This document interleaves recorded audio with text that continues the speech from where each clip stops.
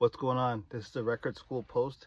This is a reflection of the first week back in the school system. Myself as an educator, just wanted to reflect on the first week back and share some inspiration. This is Joseph. Share some inspiration and some learning. By no means am I doing a weekly recap, but the first week back is an important one. I hit the ground running, and some of my wins, some of the things I'm thankful for is the students that I work with were lovely kids.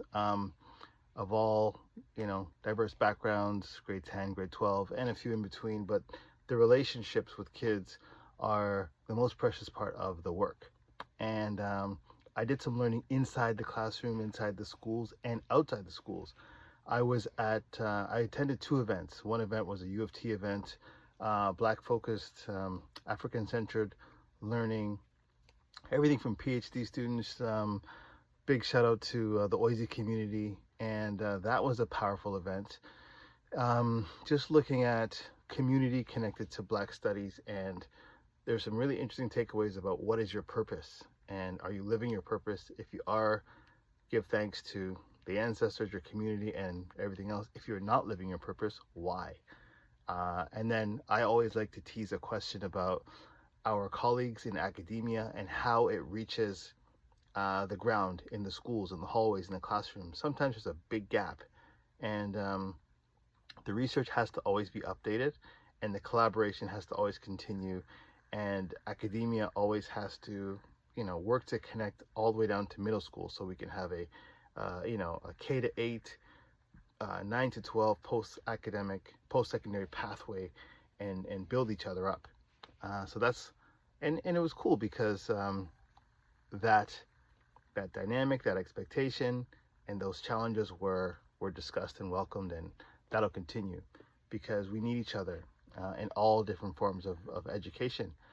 I also put out my mini documentary on YouTube, just a little sample of when I was in Kenya and working with the St. Augustine students and staff in Mombasa, and that's going to be something I continue to do. So I'm just trying to be my best and, live my fullest life as an educator.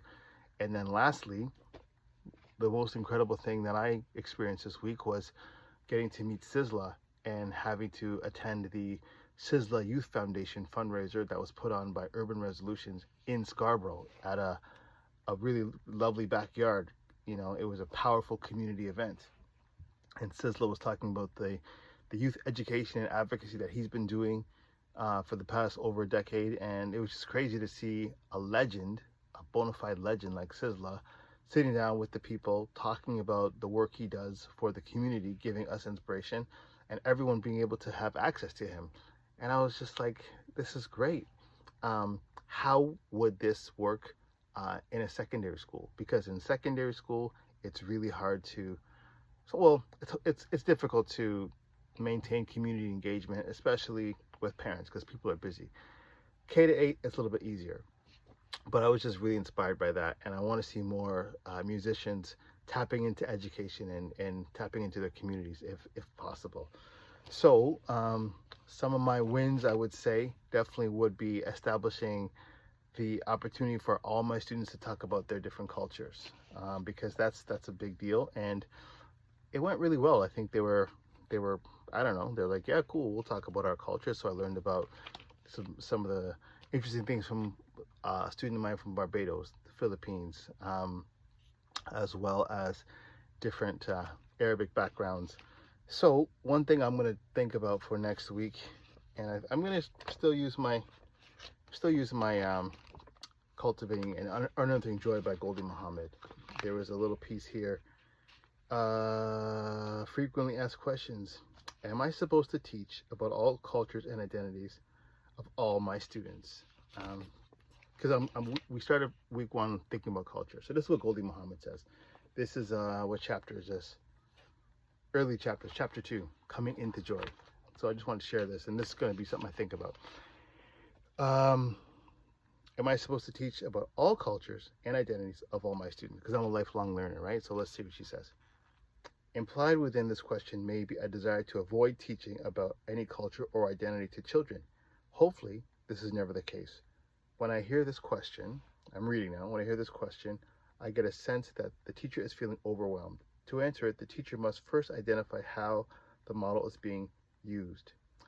The goal is not to teach all the cultures and identities in the world in one single school year, but to connect every lesson, unit plan, or other learning experience to students' lives in some way. To connect what we do to the students' lives in some way. Full disclosure, I do a lot of conversation and journal writing and just tap into what's going on with them. I just tap in to the micro and also to the macro. By doing that, every learning experience brings children closer to self or to the lives of other people. Thank you, Dr. Goldie Muhammad.